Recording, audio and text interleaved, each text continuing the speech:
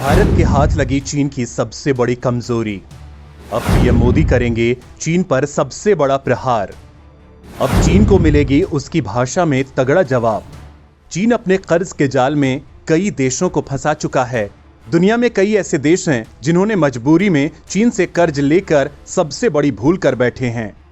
श्रीलंका, पाकिस्तान, नेपाल, बांग्लादेश ये भारत की सीमा से लगते कुछ ऐसे देश हैं जो चीन की कर्ज के जाल में फंस चुके हैं और इन देशों ने भारत की चेतावनी को नजरअंदाज कर दिया। परिणाम आपके सामने है। चीन के जाल में फंसे ये देश अब छटपटा रहे हैं। वहीं चीन की दूसरी बीमारी है साउथ चीन सागर और हिंद महासागर जैसे अहम जलीय क्षेत्रों पर कब्जा करना। चीन ने अंतर्राष्ट्रीय कानून को दरकिनार कर पूरे साउथ चीन सागर पर कब्जा कर लिया है, जिससे यहां के कई देश परेशान हैं। अब ये देश भारत से मदद की गुहार लगा रहे हैं। दोस्तों, इन देशों में एक और देश है जो चीन की दादागिरी से परेशान है।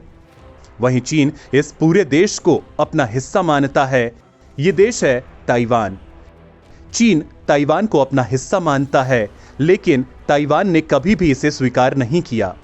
अब ताइवान ने चीन की दादागिरी से परेशान होकर भारत की मदद मांगी है, जिसके बाद भारत ने ताइवान की मदद करने और चीन को एक और बड़ा झटका देने की तैयारी कर ली है। क्योंकि ताइवान के द्वारा मदद मांगे जाने के बाद भारत ने चीन की वो कमजोरी ढूंढ निकाली है जिसको लेकर चीन हमेशा से डरता आया है। भारत ने पहले भी चीन को इसको लेकर वार्निंग दी थी, लेकिन अब मोदी सरकार ने चीन को लेकर अपना रवैया बदल दिया है। वहीं ताइवान और भारत के बीच एक बहुत घातक हथियार को लेकर भी बड़ी डील होने वाली है। वहीं भारत के इस एक्शन से चीन इतना क्यों डरा हुआ है, ये सब आपको बताएंगे, तो वीडियो पर बने रहिए। भारत को याद आई चीन की सबसे बड़ी कमजोरी की बात। अब भारत चीन की उसी कमजोर नस को दबाने वाला है। एशिया में चीन की दादागिरी को खत्म करने और भारत के साथ जबरदस्त तनाव के चलते मोदी सरकार ने अपनी रणनीतियों में थोड़ा सा बदलाव कर दिया है। अब चीन को मात देने के लिए भारत उन देशों का साथ भी ले रहा है जिनके साथ चीन का विवाद है, जैसे कि ऑस्ट्रेलिया या फिलीपींस या ताइवान। भारत ने हाल में ऑस्ट्रेलिया के साथ कई तरह की अहम डील की है। भारत को लगा कि अब भारत का दोस्त रूस भी चीन और पाकिस्तान की तरफ जा रहा है। अमेरिका खुद चीन से हाथ मिलाने को उतावला हो रहा है, जैसा कि बाइडेन ने जिनपिंग को खुद चलकर कॉल भी किया था। ऐसे में मोदी सरकार ने रातों रात फ्रांस और ऑस्ट्रेलिया से संपर्क कर चीन के खिलाफ मजबूत तैयारी कर ली है।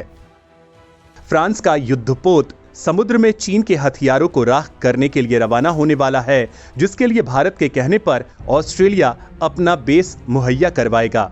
यानी ये दोनों देश मिलकर भारत की मदद करेंगे। अब भारत ने लगे हाथ ताइवान से भी संपर्क किया है। दोस्तों, ताइवान को लेकर चीन की बहुत बड़ी गलतफहमी है कि ताइवान चीन का हिस्सा है, लेकिन ताइवान ने कभी भी खुद चीन का हिस्सा नहीं माना और खुद की सरकार संचालित की। चीन अब मौका तलाश रहा है जब वो ताइवान पर अटैक कर देगा। हाल ही में चीन के जंगी लड़ाकू विमानों ने ताइवान के क्षेत्र में घुसपैठ करने की कोशिश की थी, जिसको लेकर ताइवान अब भारत से मदद मांग रहा है। साथ ही ताइवान ने अमेरिका और भारत से कई तरह के हथियारों की मांग की है, जिसको लेकर भारत अब दो तरीके से चीन को मात देने की प्लानिंग कर रहा है। एक तरीका है चीन की वन चाइना पॉलिसी और दूसरा है ताइवान के साथ भारत की सैन्य डील। दोस्तों, चीन की जिस कमजोरी की हम बात कर रहे हैं वो वन चाइना पॉलिसी ही है और यही वो चीज है जिससे चीन बहुत डरता है। भारत ने जब भी इस पॉलिसी की बात की है, चीन के कान ठंडे हो गए। अब भारत चीन को मात देने की एक नई तरह की प्लानिंग कर रहा है। चीनी सेना को जवाब देने ताइवान पहुंचे भारत के हथियार। अब चीन की वन चाइना पॉलिसी को नहीं मानेगा भारत। मोदी सरकार ने पहले भी चीन को वन चाइना पॉलिसी को लेकर वार्निंग दी थी, जिसके बाद चीन हर बार बैकफुट पर आता गया। अब ताइवान के द्वारा मदद मांगे जाने के बाद भारत अब वन चाइना पॉलिसी से अलग होने को लेकर योजना बना रहा है। भारत अगर वन चाइना पॉलिसी पर खुद को अलग कर लेता है तो ये चीन की सबसे बड़ी हार होगी और ताइवान की सबसे बड़ी जीत। पहले आप वन चाइना पॉलिसी क्या है वो समझिए। दरअसल वन चाइना पॉलिसी का मतलब उस नीति से है जिसके मुताबिक चीन नाम का एक ही राष्ट्र है और ताइवान अलग देश नहीं बल्कि उसका प्रांत है। वन चाइना पॉलिसी का मतलब यह है कि दुनिया के जो देश चीन के साथ कूटनीतिक रिश्ते चाहते हैं उन्हें ताइवान से सारे आधिकारिक रिश्ते तोड़ने होंगे। यानी अगर कोई भी देश ताइवान से संबंध रखता है तो चीन उसके साथ सारे संबंध तोड़ देगा। भारत भी नेहरू सरकार के समय से इस पॉलिसी को मानता आया है, लेकिन मोदी सरकार इस पॉलिसी को मानने से इनकार करने की प्लानिंग बना रही है क्योंकि चीन ने इस पॉलिसी का गलत तरीके से फायदा उठाया है। अब अगर भारत इस पॉलिसी से अलग होता है तो भारत चीन को अलग थलग कर पाएगा और ताइवान को भारत के साथ नए संबंध बन जाएंगे। वहीं भारत और ताइवान के बीच नई तरह की सैन्य डील भी हो पाएगी।